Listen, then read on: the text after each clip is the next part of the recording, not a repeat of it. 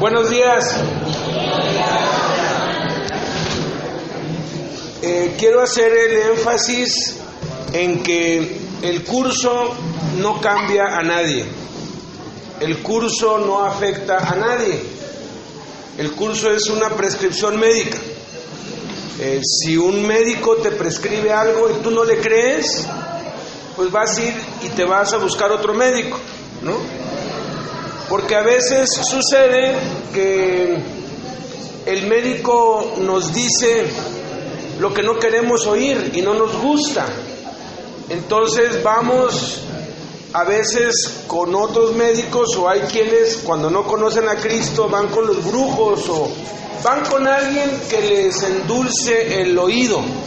Por eso es que una de las tragedias de los últimos tiempos es que se iban a amontonar predicadores conforme a sus concupiscencias y la gente iba a tener comezón de oír. A nadie le gusta que le digan la verdad, a nadie. Todos queremos pues que nos endulcen el oído, y no es agradable cuando el médico te dice las cosas como son.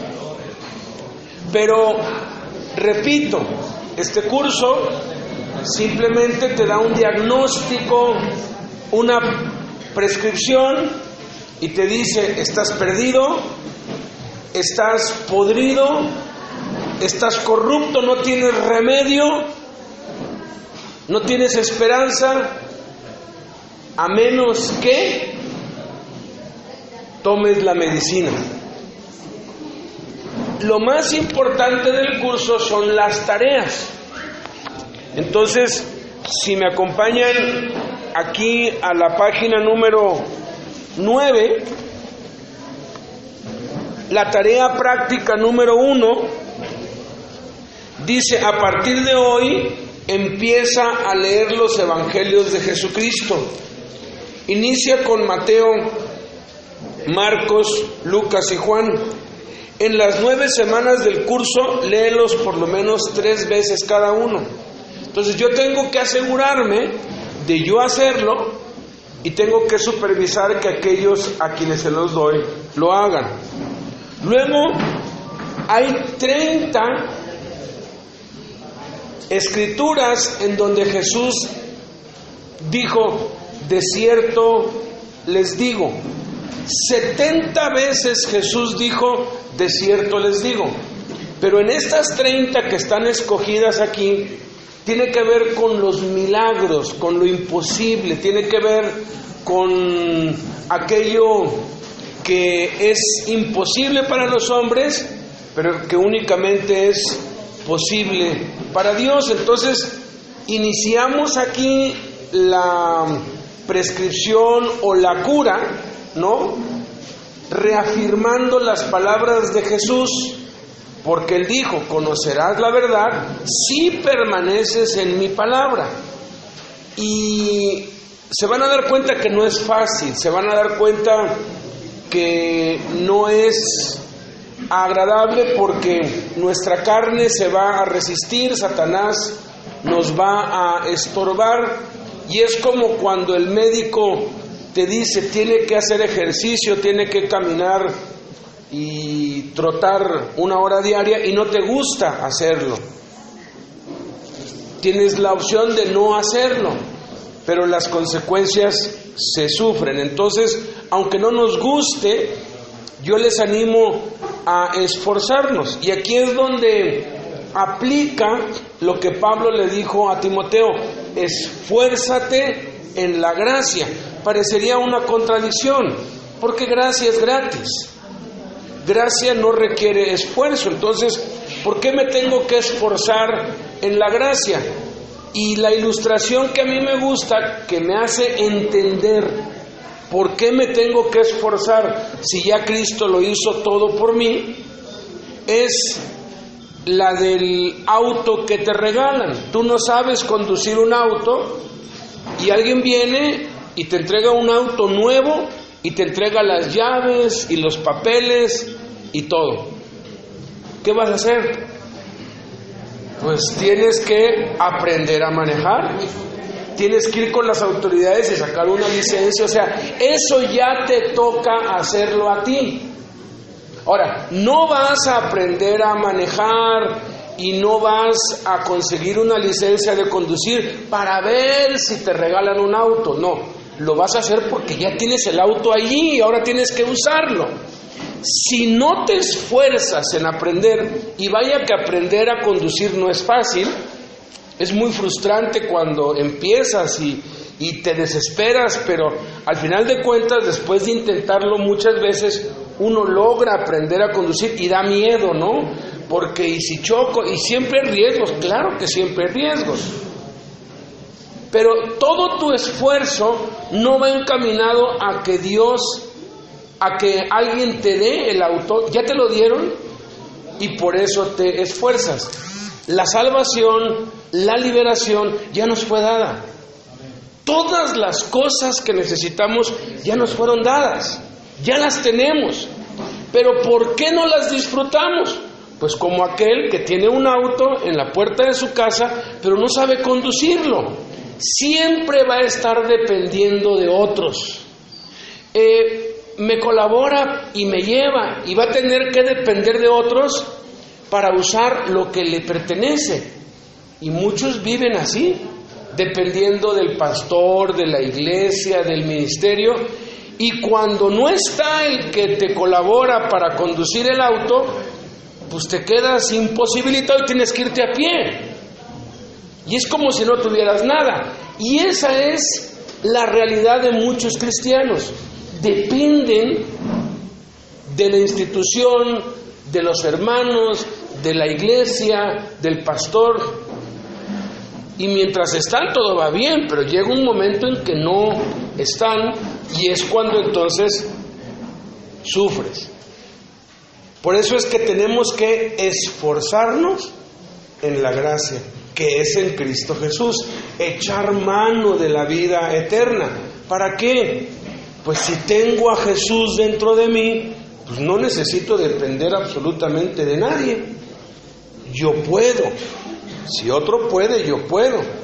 Pero implica un esfuerzo y un riesgo. Y aprender a conducir es mucho más sencillo que aprender a caminar en el Espíritu. Pero todo empieza con disciplinarme para conocer la palabra de Jesús. Vamos ahora a la página número 13. La tarea práctica tiene que ver con escribir los 31 yo soy de Jesús.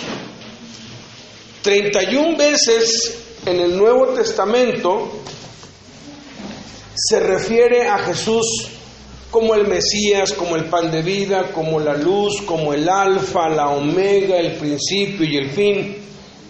31 veces directamente. Y es importante conocer al Salvador. ¿Quién es? Esa es la primera pregunta que le hizo Saulo al Señor. ¿Quién eres? Y yo tengo que conocer quién es Jesús. Esa es la tarea número 2. Los cuestionarios simplemente son reforzar lo que se aprendió para que quede grabado. Vamos ahora a la página número 17. Obviamente, aquellos a quienes les enseño esto, o los líderes dentro de la cárcel, yo de pronto cuando hemos hecho esto, pues yo convoco a los que quieran, se anotan 10, pero les reviso sus cuadernos y yo ahí voy viendo quiénes son perseverantes, quiénes están pagando el precio, quiénes se están negando a sí mismos y están aplicándose. La tarea práctica número 3 tiene que ver con 10 acciones en la vida de Jesucristo que demuestran que era manso y humilde de corazón. Y aquí vienen los 10 pasajes y dice: escribe en una hoja cómo lo puedes aplicar en tu vida hoy.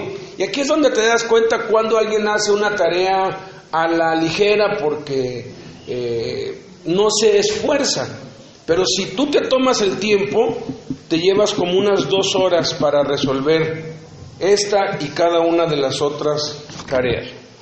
Vamos entonces a la lección 4. Haga cambios. Ya hemos visto, reconozco que no soy Dios, admito que soy incapaz de controlar mi tendencia a hacerlo mal, que mi vida es inmanejable. Esa es la realidad. Bienaventurados los pobres en espíritu. Todo inicia allí, porque de ellos es el reino de los cielos. Fíjate, el humilde, el que se declara en bancarrota espiritual, es propietario del reino de los cielos. Bueno, tú eres propietario de un auto, pero no sabes conducir. Eres propietario de un tractor y no sabes ni cómo se prende. Eres propietario de una volqueta, ¿cómo le llaman a los trailers aquí? De una tractomula, y nunca, ni siquiera sabes manejar bicicleta. ¿Qué es lo que tienes que hacer? Pues aprender, esforzarte, aplicarte. Hay riesgos, siempre va a haber riesgos, pero ahí está, ya tienes todo. No oramos, no leemos, no ayunamos, no nos esforzamos para ver si Dios se apiada y nos bendice. Dios ya nos bendijo con toda bendición espiritual. Pero tenemos que poseerlo, tenemos que tomarlo. El ejemplo, y nos lo contaba muy acertadamente Carlitos hoy, la tierra prometida fue dada, pero tenían que pelear, tenían que poseerla, tenían que esforzarse. Entonces, ya reconocí, no quiere decir que porque ya soy dueño de algo, ya lo puedo usar. Entonces ya tengo todo. Paso 2, en forma sincera, creo que Dios existe, que le intereso y que Él tiene poder para ayudarme en mi recuperación. Bienaventurados los que lloran, porque ellos recibirán consolación. El llorar del que nos explicaron no es el llorar por dolor, por tristeza o por alegría, es el dolerse del pecado, dolerse de la condición de uno y saber que el único que nos puede ayudar es Jesús. Conforme más te acercas a Jesús, más impuro, más inmundo eres consciente de que eres. No es que seas más sucio, siempre hemos sido sucios, pero el pecado nos nubla para cegarnos y creer que estamos bien, creer que no somos tan malos, que no somos tan perversos, que hay otros más malos que nosotros. Pero cuando das el segundo paso, te das cuenta que no hay nadie que sea ni peor que tú, ni mejor que tú. Todos somos igual, todos somos pecadores, todos somos capaces de las mismas atrocidades. Hitler no es más malo que tú y que yo, los guerrilleros no son más malos que tú y que yo. Si tú y yo hubiésemos estado en las circunstancias de ellos, hubiéramos hecho exactamente lo mismo. Y eso nos debe mover a compasión. Y en vez de juzgar, orar y pedirle a Dios que así como tuvo misericordia de nosotros, tenga misericordia de ellos. Luego viene el tercer paso. Conscientemente elijo entregar toda mi vida y voluntad al cuidado y control de Cristo. Bienaventurados los mansos, porque ellos, dice, recibirán la tierra por heredad. Pareciera una contradicción. ¿Qué no dice que los pobres en espíritu son dueños de todo? Sí, te llega una carta del notario y te dice, usted es heredero de todos los bienes de un tío, ¿no? Tiene una finca, un avión, un yate, y tú vas y ya vengo tranquilo, tiene que llevar un proceso. Identifíquese y después de, si te va bien, de 2 o 3 años, de proceso y de un pleito judicial porque alguien más lo está reclamando y Satanás se va a oponer, y después de mucho trabajo y mucha inversión es posible que te entreguen las llaves de la finca y del yate y de las cosas, y entonces las empieces a disfrutar. Ya son tuyas, te las heredaron, pero hay un proceso para llegar a tenerlas. Jesús nos ha heredado todo. Por eso es el Nuevo Testamento. Para que haya un testamento tiene que haber muerte, por eso murió, pero resucitó para confirmar y validar que lo que nos dio nos pertenece. Y aquí es donde tenemos que entregarnos. Y esta es la parte más difícil, porque cuando haces la entrega es cuando la vida se te pone patas arriba, es cuando todo se descompone, es cuando te empieza a ir peor que nunca. Y cuando más te consagras es cuando peor te va. Y yo he escuchado muchas veces esto: mejor ni me hubiera entregado, me iba mejor antes. O hay algunos que cada vez que hacen el intento de entregarse, como les empieza a ir mal en las finanzas, con la familia, moralmente los asaltan, los roban, les empiezan a pasar muchas cosas, entonces ya no se entregan y retroceden y todo se calma. Algunos que me han dicho: hermano, yo mejor ni me entrego de lleno, porque cada vez que me he entregado he chocado, se enferma un hijo y todo se pone de cabeza. Mejor yo ya me la llevo tranquila. ¿Y sabes qué les digo? Hermano, usted ha hecho un pacto con Satanás, un pacto de no agresión. No te molesto, y el diablo dice: chócalas, o no sé cómo le llamen aquí. De acuerdo, yo tampoco te molesto. Y reina la paz entre Satanás y tú. Pero estás en un pacto satánico y estás bajo maldición. ¿Por qué? Porque no hay punto medio. O eres frío o eres caliente. Porque dice Jesús: si no me vas a dar náuseas y te voy a vomitar. O te metes de lleno al evangelio o te metes de lleno al mundo. Pero eso de que yo no le hago daño a nadie, yo aquí me la llevo, voy los domingos, pago mis diezmos y hasta ahí llego, vas a vivir una vida en paz. Pero el día que te mueras, y que puede ser el día de hoy, es posible que el Señor diga: échenlo a las tinieblas de afuera, porque lo que le di lo escondió. ¿Se acuerdan de ese que le dio un talento y lo escondió? Dice: échenlo a las tinieblas de afuera. Qué terrible va a ser el día del juicio o el día de la muerte de cualquiera de nosotros si no hemos entendido que es necesario que a través de muchas tribulaciones entremos en el reino de Dios. Y aquí es donde las tribulaciones empiezan. Entonces eso nos lleva al cuarto paso, que es una transformación. Mateo 5:6: bienaventurados los que tienen hambre y sed de justicia, porque ellos serán saciados. Por favor, escriban hambre en el primer espacio. Hambre significa deseo ardiente de comer. La palabra en griego no es un hambre normal, sino es un hambre desesperada. Segundo, sed significa ganas de beber, vivo deseo. Tercer espacio, justicia significa integridad, rectitud, virtud que nos hace dar a cada cual lo que le pertenece, vivir de acuerdo a lo que Dios requiere, equidad. La expresión los que tienen hambre y sed de justicia, tomada del texto griego como de un hombre que ha estado por varios días en el desierto sin comida ni bebida. Él no tiene en mente sino un solo pensamiento: agua y comida. Si le preguntara si desea una posición, fama o riquezas, te contestaría: por favor, agua, comida. La justicia a la que se refiere Jesús aquí es la rectitud de carácter y conducta que agrada a Dios.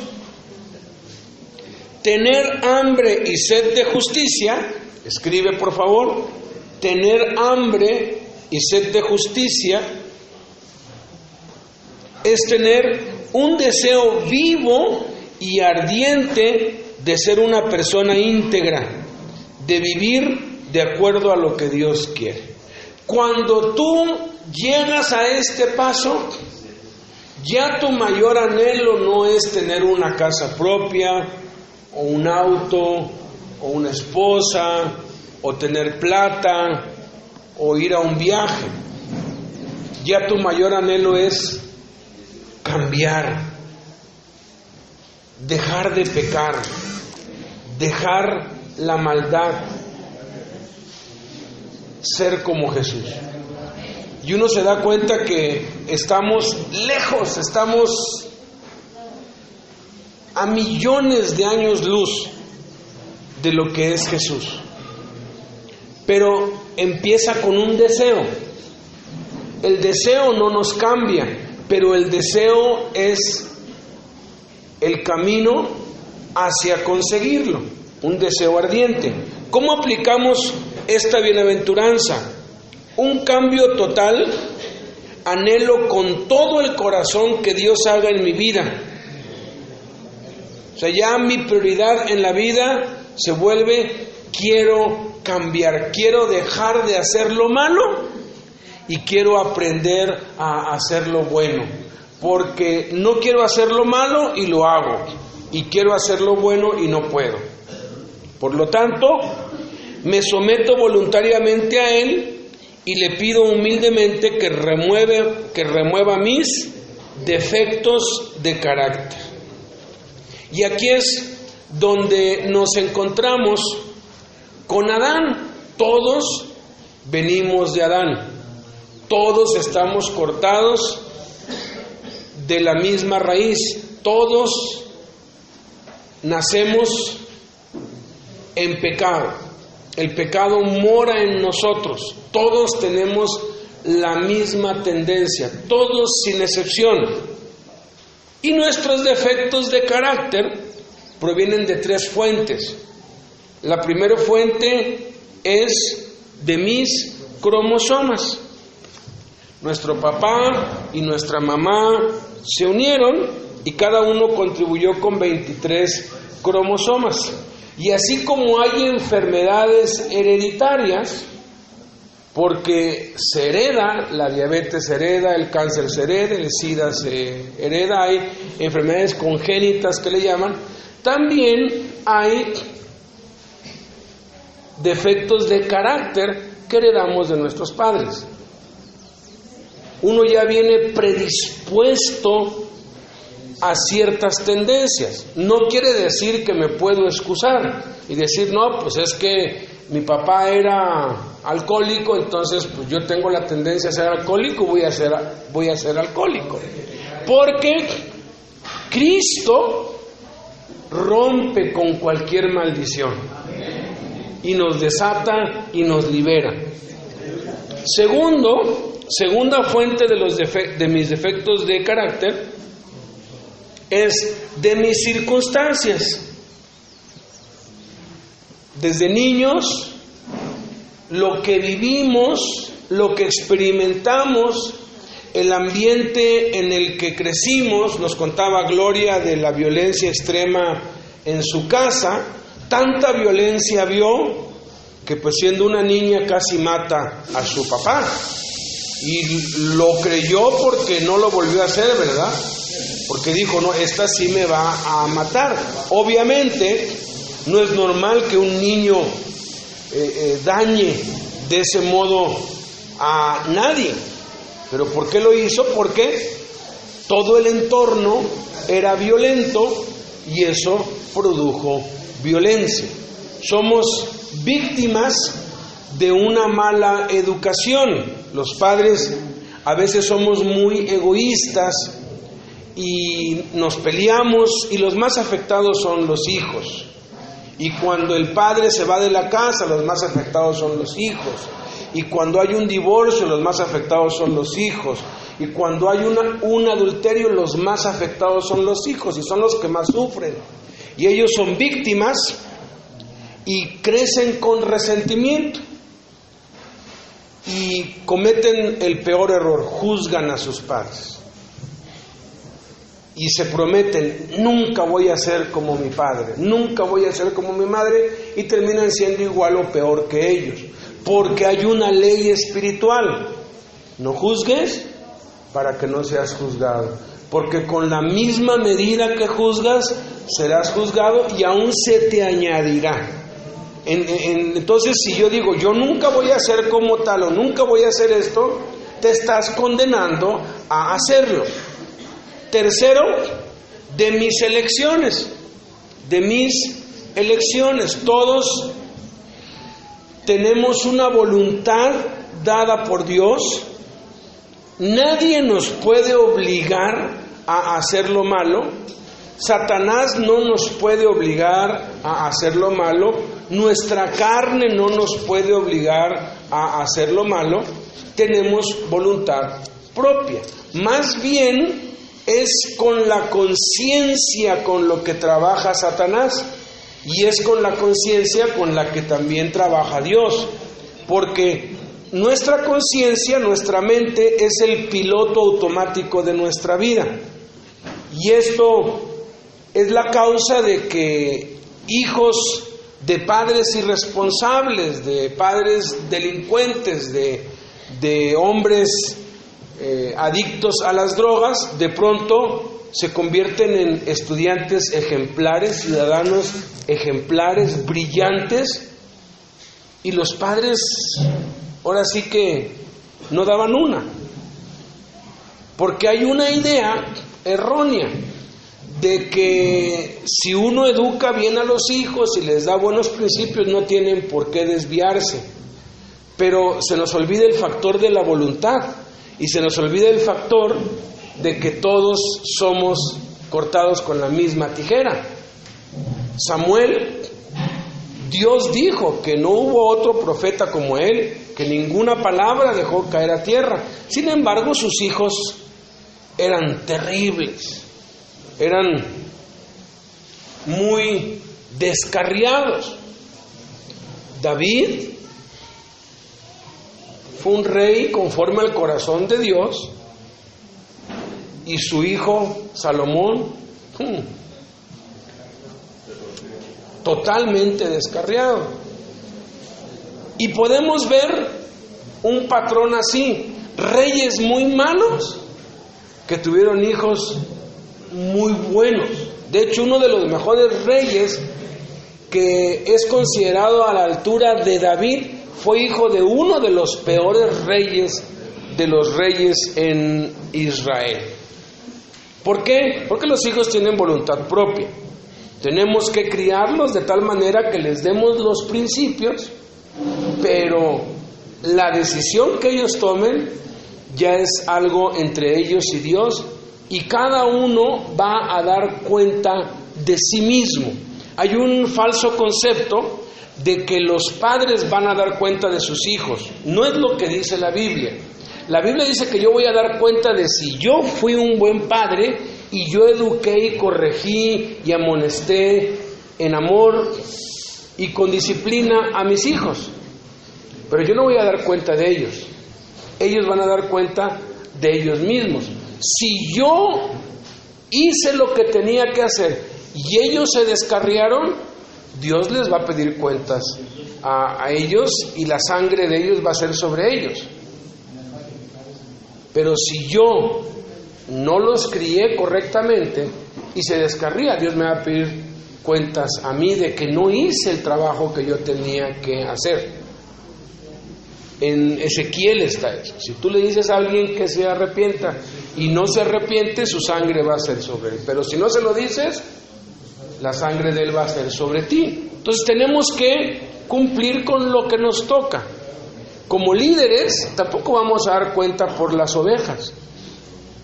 Dicen, el pastor va a dar cuenta por las almas. La Biblia no dice eso. La Biblia dice que velan como quienes han de dar cuenta, pero es muy diferente como quien ha de dar cuenta que alguien que tiene que dar cuenta.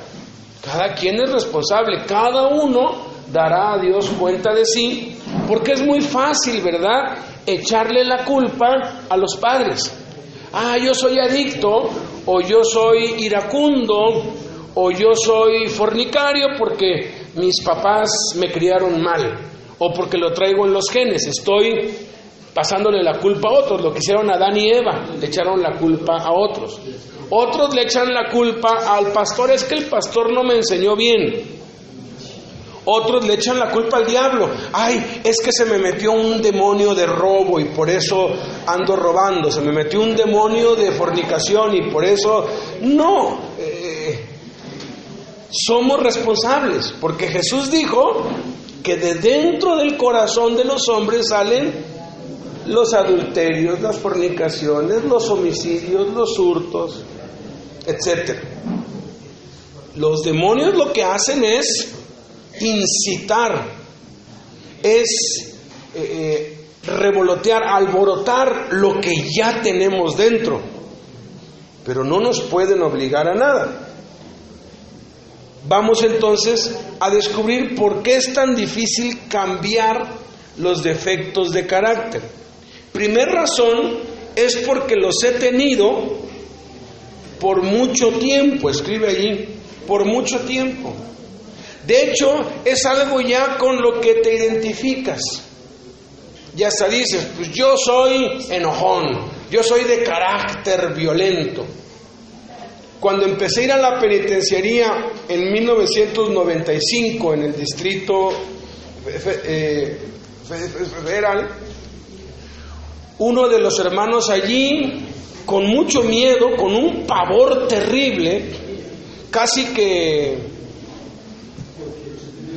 estaba como en un ataque de pánico, me confesó que el pastor de la iglesia allí adentro, interno, les pegaba a los miembros de la iglesia. ¿Cómo? Sí, nos pega o nos da cachetadas o agarra un sartén y nos da o nos patea. Yo dije, este está loco. Pero hablé con uno o dos, oye esto, y le tenían un miedo. Entonces voy con él, digo, hermano, supe esto, no sé si sea cierto o no. Sí, dice, tú no los conoces, son unos animales, me dijo. Si no los tratas así, no se sujeta. Le dijo, oye, le digo, pero el evangelio...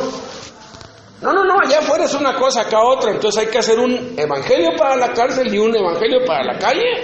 O sea, el ser humano es diferente afuera que adentro. Somos lo mismo. Es que yo soy como el apóstol Pablo, me dijo. Soy duro de carácter.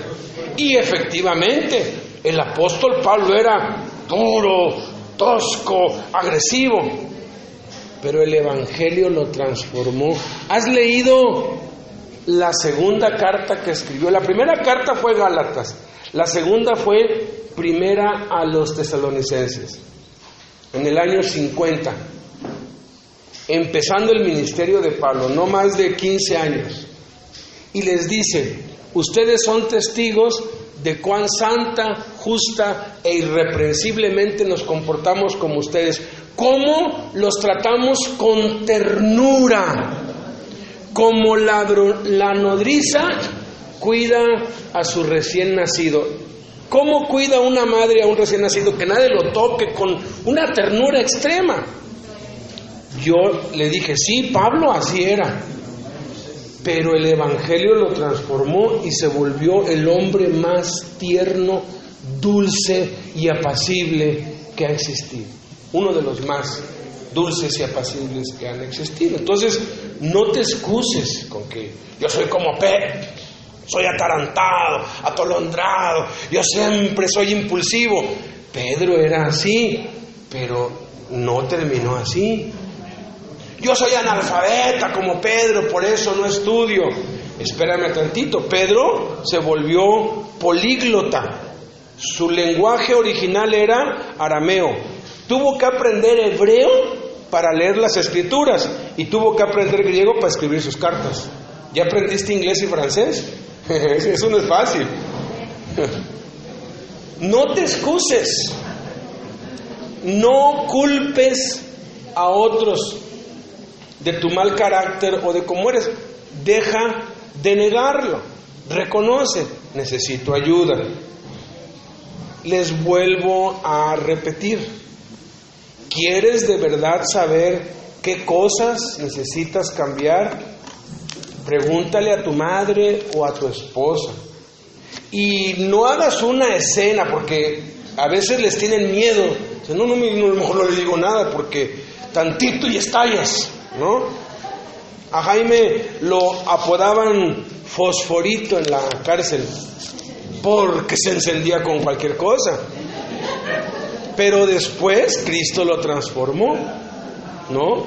Y hoy es hace muchos años es un varón apacible. Porque Cristo nos transforma. Entonces, no te excuses, no te escudes, ¿sí? Segundo, porque me identifico con ellos.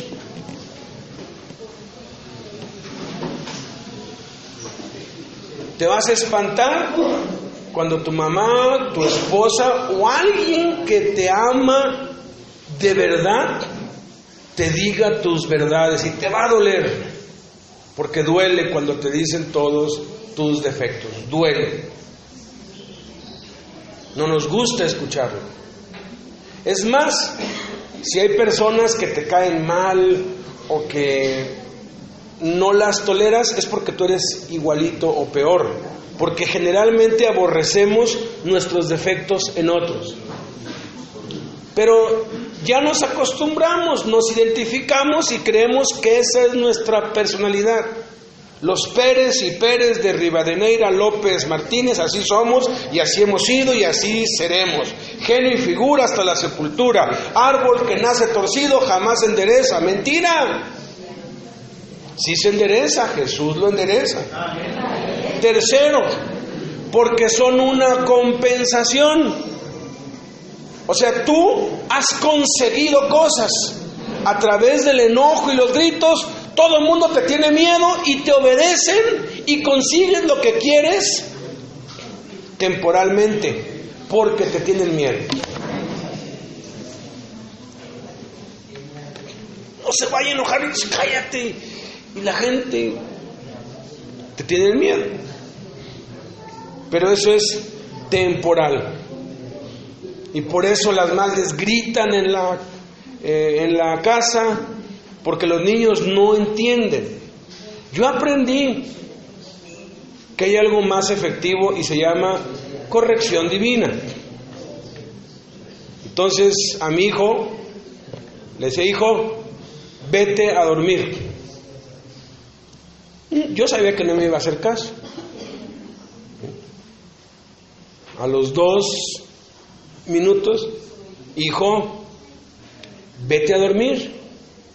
Ahorita, papá. Va la tercera. 3 oportunidades, ¿no? Hijo,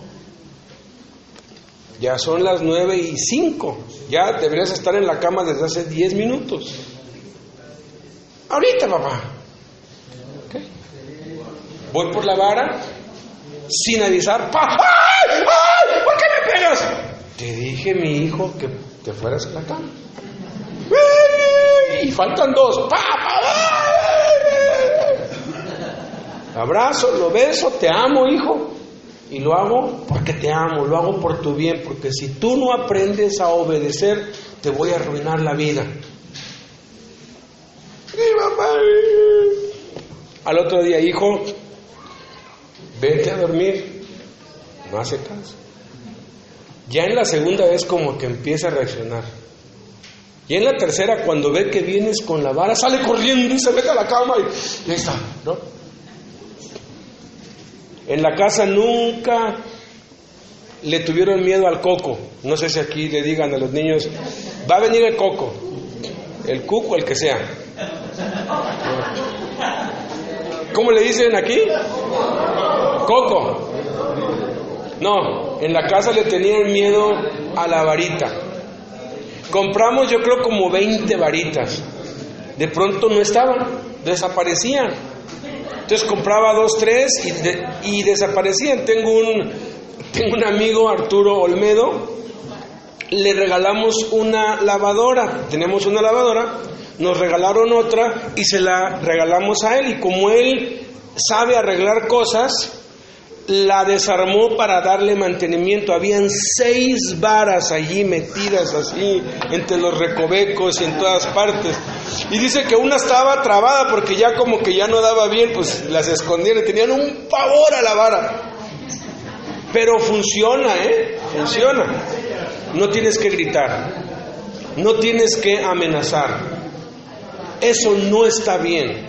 Si tú le gritas a tus hijos, les haces mucho daño, los lastimas, los dañas. Pero si les das con vara, entienden que hay que obedecer, que hay un orden, y tiene que ser sin ira, porque hay quienes estallan en ira y golpean a sus hijos.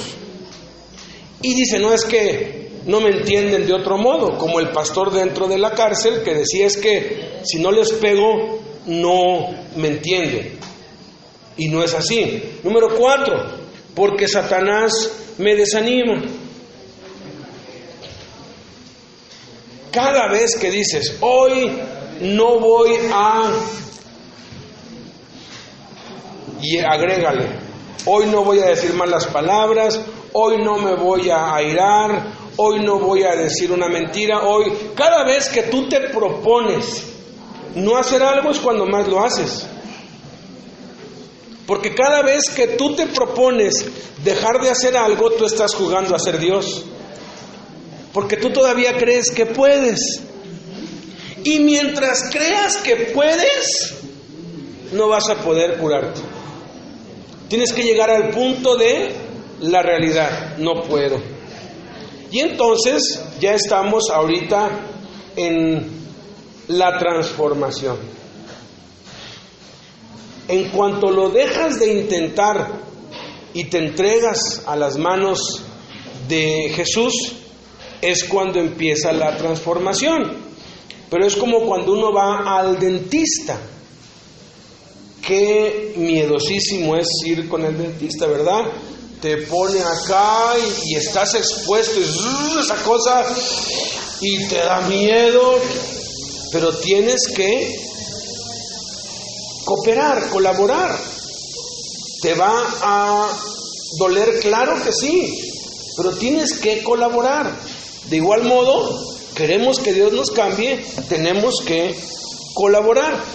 Y como es un proceso muy lento y caes y te levantas, Satanás te desanima. Nunca vas a poder, no has cambiado, sigues siendo el mismo. Satanás no cree en nuestra conversión y nos lo va a cantar toda la vida.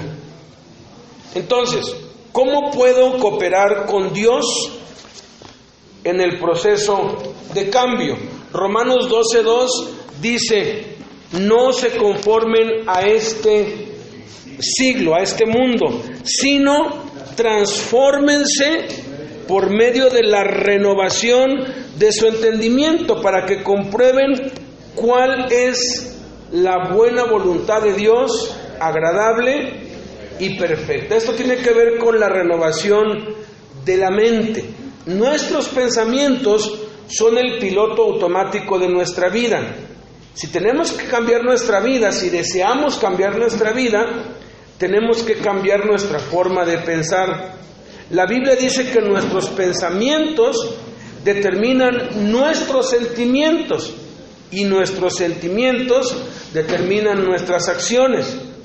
Si estás en un barco, los barcos hoy tienen piloto automático. Tienen el timón, pero le marcan el rumbo hacia el norte. Ahí va. Tú puedes cambiar eso, sí. Le das vuelta Y puede ser que le des vuelta hacia el sur en sentido contrario, ¿no? Pero sueltas el timón y solito se va a regresar hacia el norte.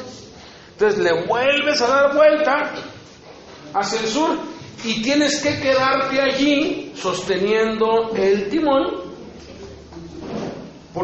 y eso va a estar haciendo oposición, pero no lo vas a poder sostener todo el día y toda la noche. Va a llegar un momento en que te cansas y lo sueltas, y más tardaste tú en que otra vez en ir hacia donde va. Por eso es que las resoluciones y la fuerza de voluntad no funcionan. La más grande mentira que ha creído la raza humana es esta: querer es poder. Y todos los cursos de autoayuda, toda la psicología, toda la metafísica y todas esas vagamunderías del diablo, distractores del diablo, están basadas en que tú puedes. Si quieres, puedes. Tú. Y a los de la nueva era dicen que somos dioses.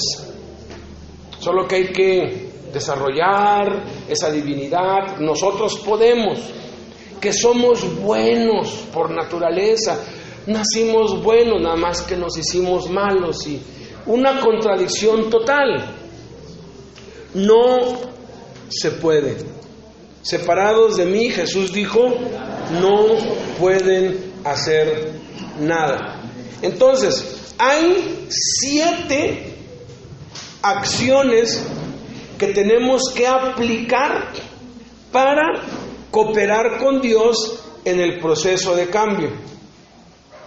7 acciones. Y tienen que ver con el enfoque. Y el enfoque es muy poderoso. Ahorita pues hay luz, es la luz del día, nos alumbra y vemos. Pero si tú allá afuera tomas una lupa y enfocas una hojita y te esperas el suficiente tiempo, ¿qué es lo que va a pasar? Esa hojita se va a prender fuego. ¿Por qué? ¿Qué es lo que la lupa hace? Concentra la luz. Y como la concentra, produce calor y quema. El que inventó a Superman fue un judío, un científico que huyó de la Alemania nazi y se exilió en un pueblito rural que estaba en la edad de piedra. Ahí estaban todavía atrasados. Entonces, él anónimamente y en secreto les escribía fórmulas y les escribía técnicas para cultivar, para hacer cloro, hacer jabón, o sea, lo que un químico hace, ¿no? Y de pronto los del pueblo encontraban eso y decían, ¿y esto quién lo hizo? Y lo ponían y ¡wow! Funcionaba. Y el pueblo prosperó y nunca nadie supo que pues era un granjero más y era un empleado allí de incógnito, salvó al pueblo y lo hizo prosperar.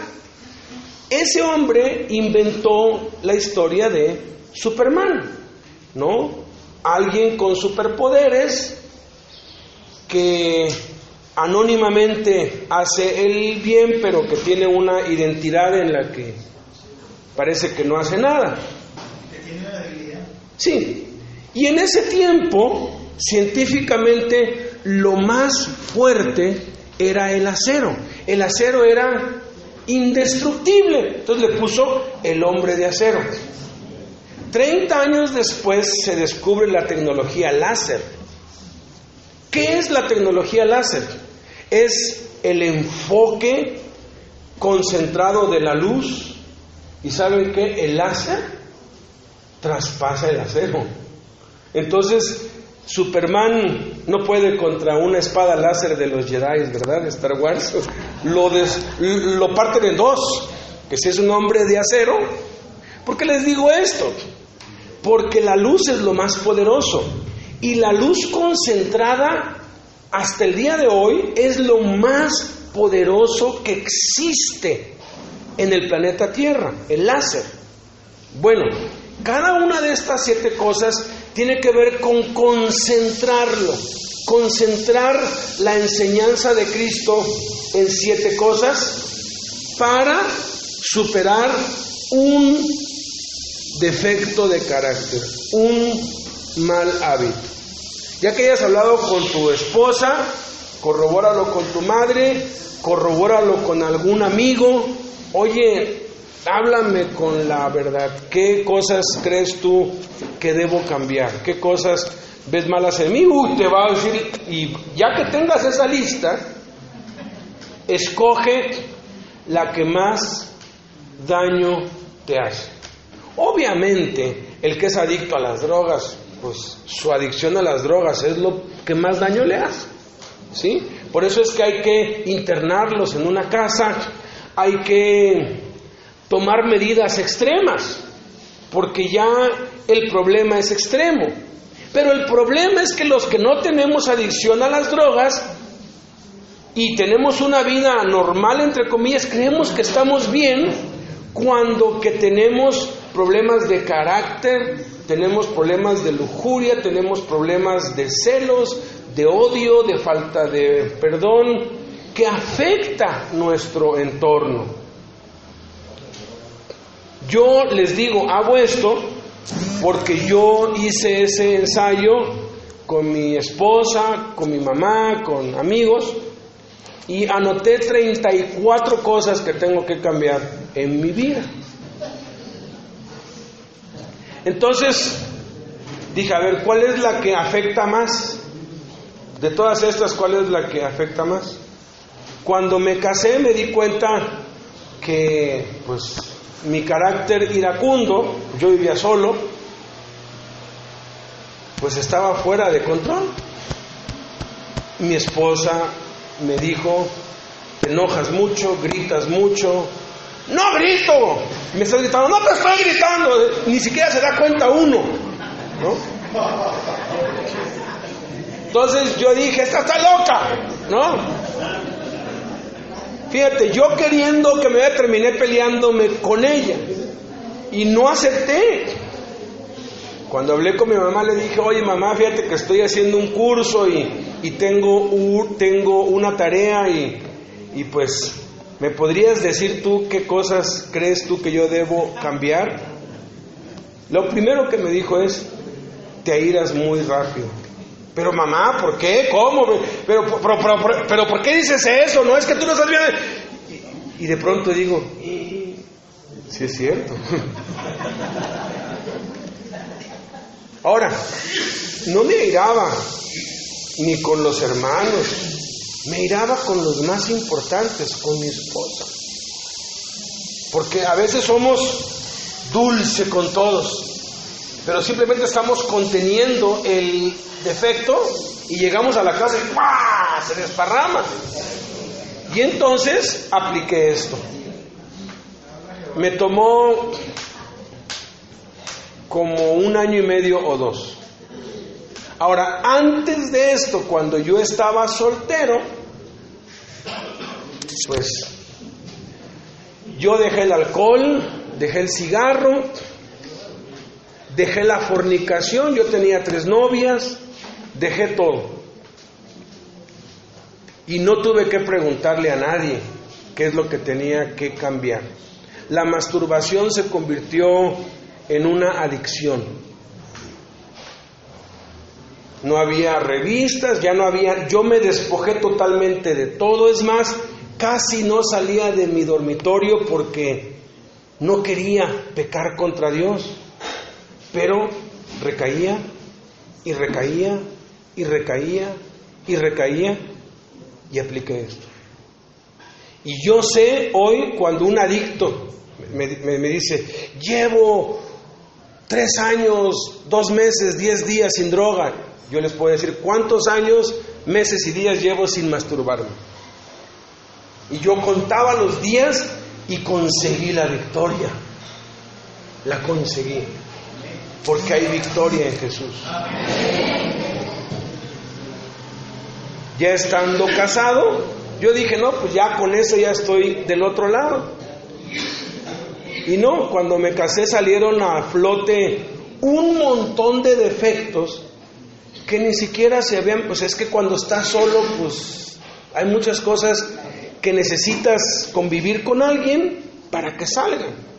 Y los polos opuestos se atraen. Uno siempre se casa con alguien que es totalmente opuesto. Y ahí es donde sale todo. Y me salieron un montón de cosas. Y he estado trabajando con eso. Otra cosa con la que trabajé fue con el desvelo. Yo acostumbrado a pues dormirme a las 2, 3 de la mañana, pararme a las 7 y empecé a tener problemas matrimoniales. Por eso. Entonces, de la lista de las 32, 33 cosas, chuleé una y dije, bueno, la ira ya está. Ahora vamos con el desvelo, porque yo le dije a mi mujer, de esto, ¿qué es lo que quieres que yo cambie más? Me dijo, sigue con esto. ¿Por qué? Porque yo tengo que, como esposo, agradar a mi esposa. Entonces, ¿qué es lo que más le afecta a ella? Y me tomó como 2 años poder dominar el mal hábito de desvelarme. Hoy a las 9 caigo y abro los ojos a las 3 de la mañana fresco, y es una bendición, pero me costó muchísimo trabajo. A veces hay días como ayer, ¿verdad?, que nos desvelamos. Dije, pues bueno, pues una vez al año estamos entre amigos platicando, se me fue el sueño, pero generalmente ya se me hizo un hábito dormirme temprano, ¿sí? Ahora, ¿es malo desvelarse? Mira, si no afectas a nadie, pues es un asunto entre tú y Dios. Pero si hay un tercero que es afectado, el punto es ese: ámense unos a otros como yo los he amado. Entonces tienes que aplicar eso. Y así, en la lista, llevo 22 años casado, he ido trabajando con diferentes cosas. Llevo 1 año y medio tratando con el sobrepeso, porque he hecho todas las dietas que se te ocurran, bajo, pero más tarde en bajar que otra vez en subir. Ahora, esa no era una prioridad que mi esposa me había dado. Ella tenía otras prioridades. Por ejemplo, cuando éramos novios, yo le escribía poemas y canciones, y no, hombre, yo era pura miel. Nomás nos casamos y quería, pero ya no podía. Yo sentía el inmenso amor por ella, pero había algo atorado aquí. Yo nunca vi a mi papá darle un beso a mi mamá, nunca vi una expresión de afecto, y de pronto yo me vi impedido y empecé a tener problemas. Ya después de la ira le dije, ¿qué es lo que sigue? Antes de lo del desvelo.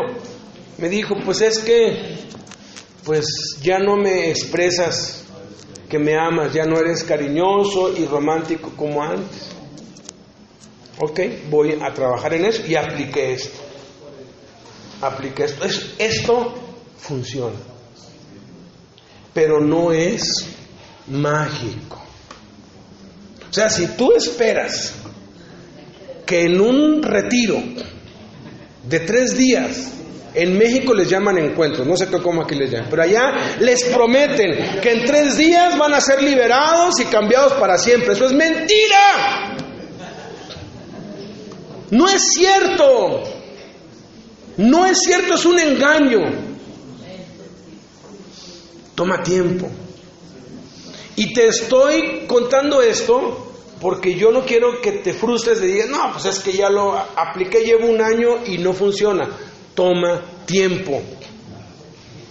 Entonces, apliqué esto. En ese proceso cometí errores.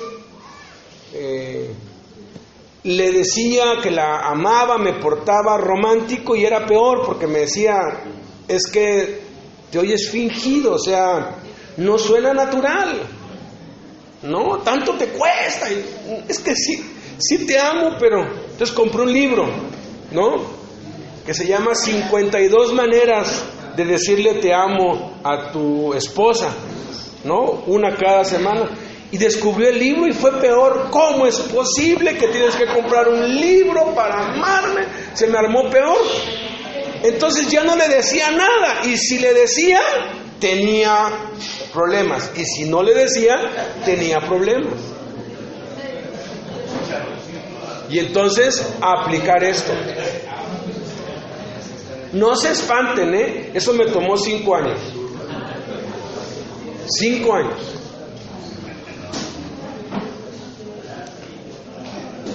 Pero soy libre de eso. Ahora la halago, la lleno de piropos, y cuando empiezo, mis hijos se tapan los oídos. Ya, papá, ya vas a empezar, y se van, porque no hay nada más aburrido que estar donde hay un cursi. Yo soy extra archicursi con ella. Tenemos 22 años casados y tengo la capacidad. Ahora, sé que no es algo, yo no me puedo gloriar de eso, porque cuando tú logras superar algo, no te puedes atribuir el crédito a ti, es Jesucristo que lo hizo. Si alguien dice es que yo dejé la droga, qué soberbio, no, Cristo me quitó la droga y me mantiene sin la droga. Pues, aunque no lo crean, tengo la capacidad de halagarla y sonrojarla. Y me dice, ya párale, y ya no sigas, y aquí no, y yo le sigo. Qué bonito es cuando una mujer se sonroja y se pone todo así.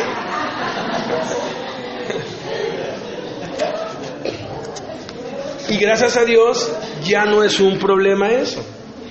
Ya me es natural, fácil, es algo que brota, que nace, pero no fue de un día para otro.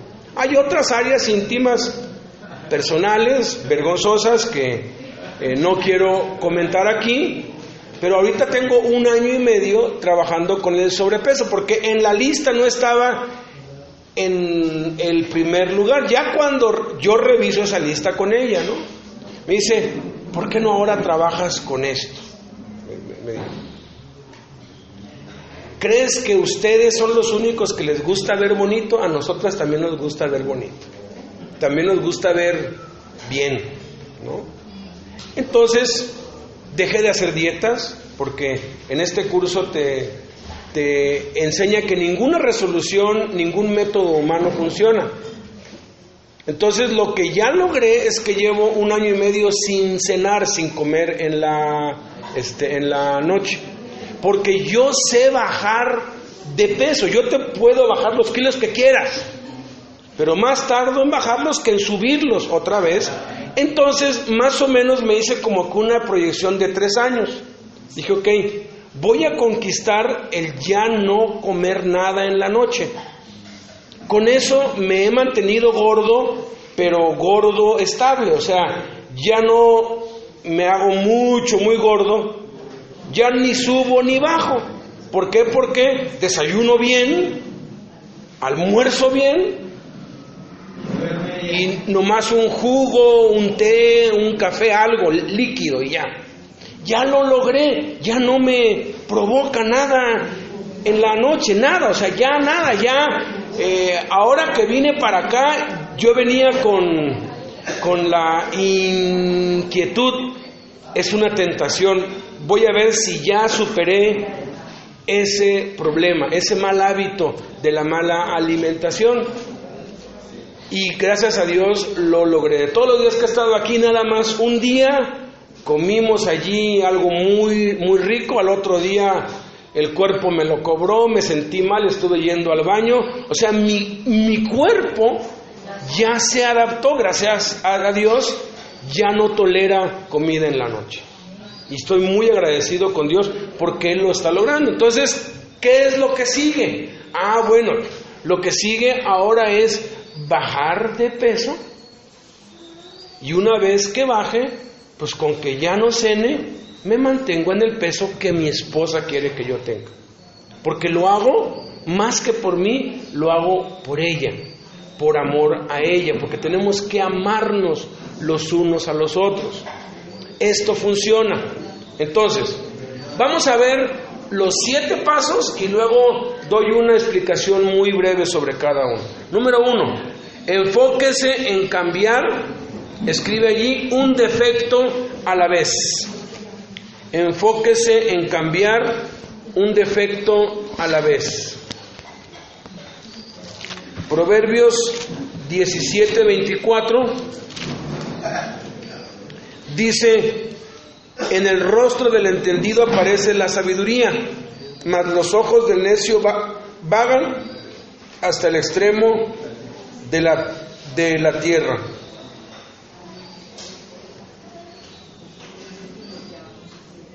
En el rostro del entendido aparece la sabiduría. Una sola cosa. No puedes con 2 ni con 3.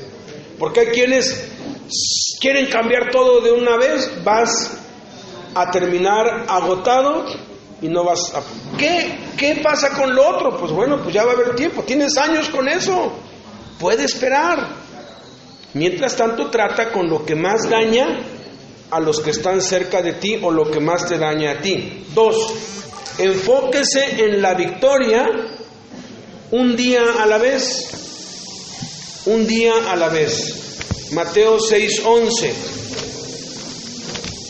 Ustedes han oído un grupo norteño mexicano que se llama Los Tigres del Norte. Mateo 6:11 dice: el pan nuestro de toda la semana, dánoslo. No, dice de cada día. Jesús espera que cada día dependamos de Él. Mateo 6:34 dice: así que no se afanen por el día de mañana, porque el día de mañana traerá su afán, basta cada día su propio mal. Un día yo estaba haciendo fila para firmar en la entrada de la cárcel y oí un canto: un día a la vez, mi Cristo, es lo que pido de ti. Dame la fuerza para vivir un día a la vez.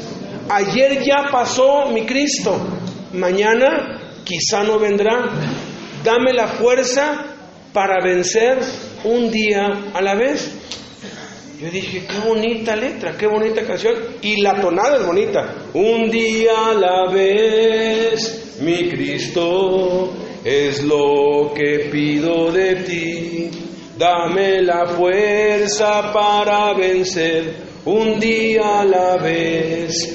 Ayer ya pasó, mi Cristo, mañana quizás no vendrá. Dame la fuerza para vencer un día a la vez. Ya cuando llego, le digo al custodio: ¿es usted hermano? Me dice: ¿hermano de quién? Le digo: ¿cristiano? No, yo ni creo en Dios. Digo: entonces eso no es suyo. Me dice: sí. Dije: pero es una canción cristiana. ¿Qué va? Me dice: son los Tigres del Norte. Me dice: los Tigres del Norte. Fíjate, hasta los del mundo lo saben. ¿Qué es hoy? Alcohólicos Anónimos se ha pirateado lo de la Biblia y ellos lo manejan así, solo por hoy. Pero eso no es algo de ellos, es algo que inventó Jesús. Entonces, hoy, yo, en mi caso particular, hoy no ceno. Y ya estoy mentalizado desde la mañana que no ceno. Y cuando lo logro, victoria,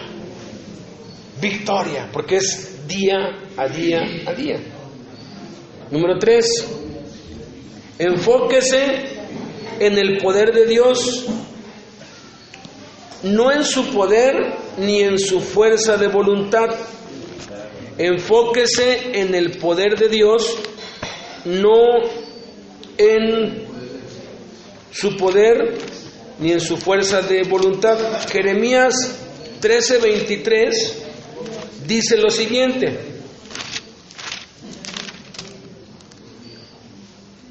mudará el etíope su piel y el leopardo sus manchas, así también pueden ustedes hacer bien estando habituados a hacer el mal.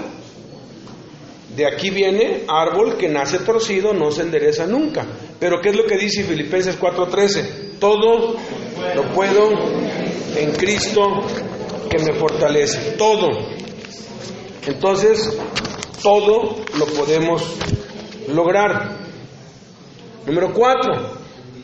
Enfóquese en lo que quiere, no en lo que no quiere. Filipenses 4:8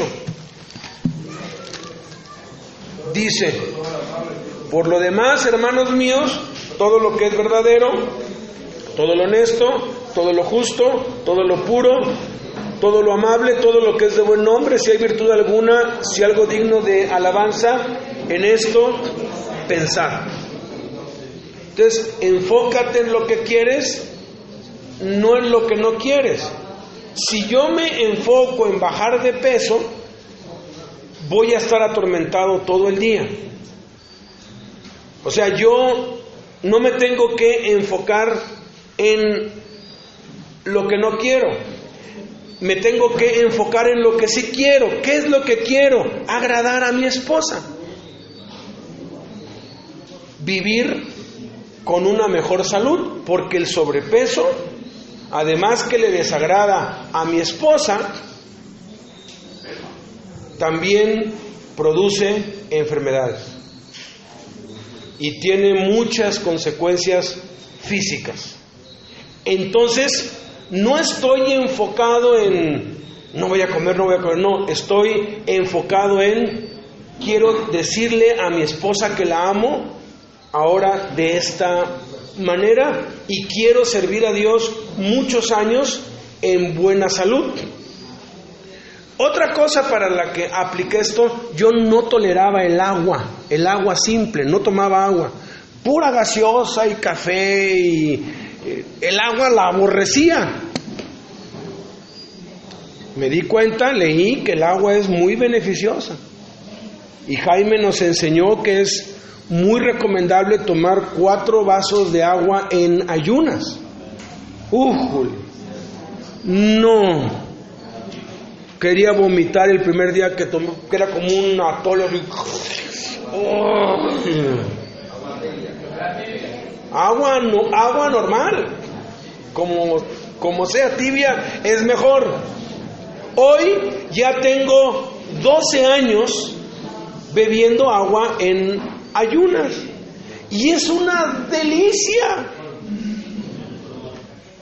Y bebo mínimo 2 litros de agua al día. No se debe pues tomar demasiado, tiene que ser también con control, pero ya es algo automático, ya ni siquiera lo pienso. Bebo agua porque disfruto el agua, después de que era lo que menos deseaba, ¿sí? Gaseosa casi no tomo. Una fiesta ya como que lo siento raro, no porque sea malo tomar gaseosa, sino porque te estás enfocando en otra cosa. Entonces el mal o lo que no quieres pasa a un segundo término. Número 6, enfóquese en hacer el bien.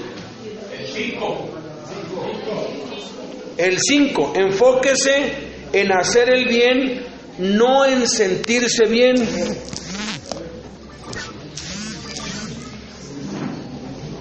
Enfóquese en hacer el bien, no en sentirse bien. Te vas a sentir raro, te vas a sentir mal cuando quieres cambiar. Pero no te enfoques en lo que sientes. Yo durante más o menos un año era una tortura no cenar. Llevo 1 año y medio con esto. Y llegaba la cena y por más que yo me quería distraer, nada más pensaba en comida y me sentía mal. Me sentía que me mareaba, decía, necesito comer algo. Consulté con un doctor, me dijo, mira, pues aunque sea un jugo, algo líquido, ¿no? Nada sólido. Entonces me tomaba el jugo, pero el hambre estaba ahí. Pero, ¿qué es? Enfócate en hacer el bien, no en sentirte bien. Entonces yo sabía que era bueno para mi salud no comer en la noche. No estoy diciendo que sea malo comer en la noche, ¿eh? No todos tienen un problema de sobrepeso, pero algunos como yo sí lo tenemos y ya es un problema de salud y es un problema conyugal. No es malo comer. Hay quienes, yo los admiro, comen mucho y mantienen su peso porque hacen ejercicio. El doctor me lo dijo. ¿Por qué no en vez de esto hace ejercicio? Le dije, mire, eso va a ser ya después. Después de esto voy con el ejercicio. No puedo hacer ejercicio, no me gusta, me fastidia, me harta. Lo he intentado 1000 veces, no puedo hacer ejercicio, pero voy a tomarlo después de que ya esté en mi peso como un reto a superar. Porque al final de cuentas el doctor me lo dijo, por mucho que bajes, si te mantienes toda la vida sin comer en la noche, te puedes afectar. Esta es una medida temporal para estabilizar el peso. Pero una vez que ya te estabilices, entonces la solución a largo plazo es el ejercicio. Pero si hago ejercicio con sobrepeso me hago daño. Entonces, para hacer ejercicio, entonces yo estoy pensando, de lo más difícil que yo creo que me va a tocar es eso. Pero sé que lo voy a lograr porque todo lo puedo en Cristo que me fortalece y va a ser un deleite caminar, trotar, hacer ejercicio, va a ser un deleite. Pero vamos por pasos, ¿no? O sea, ahorita es una cosa, después viene lo otro. Número 6. Enfóquese en las personas que le ayudan, no en las que le obstaculizan a hacer esos cambios que quiere hacer en su vida. Proverbios 27:17 dice, hierro con hierro se aguza, y así el hombre aguza el rostro de su amigo. Entonces vamos a escuchar el testimonio de Carlomán, de qué es de lo que lo ha liberado Dios y cómo es que ha superado todo tipo de adicciones y malos hábitos hasta el día de hoy.